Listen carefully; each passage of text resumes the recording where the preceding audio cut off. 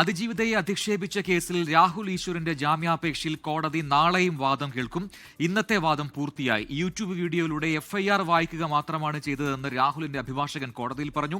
സ്ത്രീകൾക്കെതിരെയുള്ള അതിക്രമ കേസുകളുടെ എഫ്ഐആർ എങ്ങനെ public document ആകുമെന്ന് കോടതി ചോദിച്ചു. സലിം മാലിക് തിരുവനന്തപുരത്തും ചേർന്ന് കൂടുതൽ വിവരങ്ങളുമായി. സലിം, രാഹുൽ ഈശ്വറിന്റെ ജാമ്യാപേക്ഷ പരിഗണിക്കുമ്പോഴാണ് ഇത്തരത്തിൽ ചില വാദപ്രതിവാദങ്ങളൊക്കെ കോടതിയിൽ ഉണ്ടായത്. ഏറ്റവും പ്രധാനപ്പെട്ട ഒരു ചോദ്യം കോടതി ചോദിക്കുകയും ചെയ്തു. സ്ത്രീകൾക്കെതിരെയുള്ള അതിക്രമ കേസുകളുടെ എഫ്ഐആർ അതെങ്ങനെയാണ് പബ്ലിക് ഡോക്യുമെന്റ് ആവുക, അതെങ്ങനെയാണ് രാഹുൽ ഈശ്വറിന് പബ്ലിക്കായി വായിക്കാൻ കഴിയുക എന്ന ചോദ്യം പ്രസക്തവുമാണ്. എന്തൊക്കെയായിരുന്നു ഇന്ന് കോടതിയിൽ നടന്ന വാദപ്രതിവാദങ്ങൾ? പ്രജിൻ, ഇന്ന് രൂക്ഷമായ വാദപ്രതിവാദമാണ് കോടതിയിൽ നടന്നത്.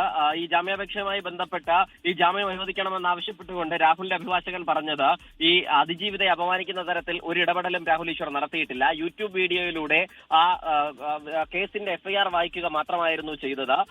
ഒപ്പം തന്നെ എഫ്ഐആർ വായിച്ചതിൽ നിന്ന് അതിജീവിതയെ മോശപ്പെടുത്തുന്ന ഒരു കാര്യങ്ങളും പറഞ്ഞിട്ടില്ല എന്നും രാഹുലിന്റെ അഭിഭാഷകൻ പറഞ്ഞു.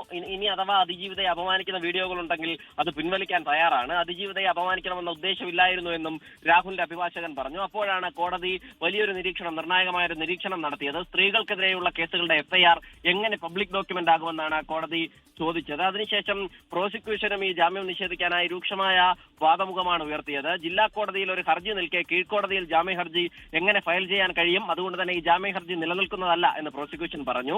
ഹൈക്കോടതി ഉത്തരവുകൾ തന്നെ ലംഘിക്കുന്ന രീതിയാണ് പ്രതിഭാഗം ഇവിടെ നടത്തിയതെന്നും ജില്ലാ കോടതിയിലെ എന്നും ഈ പ്രതിഭാഗത്തെ ഉദ്ധരിച്ചുകൊണ്ട് പറഞ്ഞു. അതിന് പിന്നാലെ ജില്ലാ കോടതിയിലെ ഹർജി പിൻവലിക്കാനുള്ള ഹർജി സമർപ്പിച്ച ശേഷമാണ് ഇവിടെ ഫയൽ ചെയ്തത് എന്ന് പ്രതിഭാഗം അറിയിച്ചെങ്കിലും അത്തരം കാര്യങ്ങളൊന്നും രേഖയിൽ കാണുന്നില്ല എന്നുള്ളതായിരുന്നു പ്രോസിക്യൂഷൻ വീണ്ടും മറുവാദമായി ഉയർത്തിയത്. പ്രതിയുടേത് നിയമത്തെ അവഹേളിക്കുന്ന രീതിയെന്നും പ്രോസിക്യൂഷൻ പറഞ്ഞു. കസ്റ്റഡിയിൽ വാങ്ങിയിട്ടും അന്വേഷണത്തോട് സഹകരിക്കുന്ന നിലപാടായിരുന്നില്ല രാഹുൽ ഈശ്വറിന്റേത്. അഭിഭാഷകർ കേസിനോട് സഹകരിക്കുന്നു, എന്നാൽ പ്രതി നേരെ തിരിച്ചാണ് നിലപാടെടുക്കുന്നത് എന്നും പ്രോസിക്യൂഷൻ പറയുകയായിരുന്നു. അതിന് പിന്നാലെയാണ് ഇന്നത്തെ വാദം പൂർത്തിയായത്. വിശദമായ തുടർവാദം നാളെയും നടക്കും. അതിന് പിന്നാലെയാകും ഈ ജാമ്യാപേക്ഷയിൽ വിധി ഉണ്ടാവുക.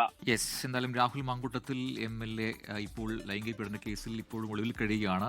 രാഹുൽ മാങ്കൂട്ടത്തിലെ പിന്തുണച്ചുകൊണ്ട് നടത്തിയ ഒരു വീഡിയോ, അതിലാണ് അതിജീവിതയെ അധിക്ഷേപിച്ച ഒരു സംഭവം ഉണ്ടായത്. അതിലാണ് ഇപ്പോൾ ജാമ്യ ഹർജി തേടിയിരിക്കുന്നത് ഇപ്പോൾ രാഹുൽ ഈശ്വർ. പക്ഷേ കോടതി കൃത്യമായ ചോദ്യങ്ങൾ ഉയർത്തും. നാളെയും ഈ കേസുമായി ബന്ധപ്പെട്ട് ഈ ഹർജിയുമായി ബന്ധപ്പെട്ട വാദം തുടരും.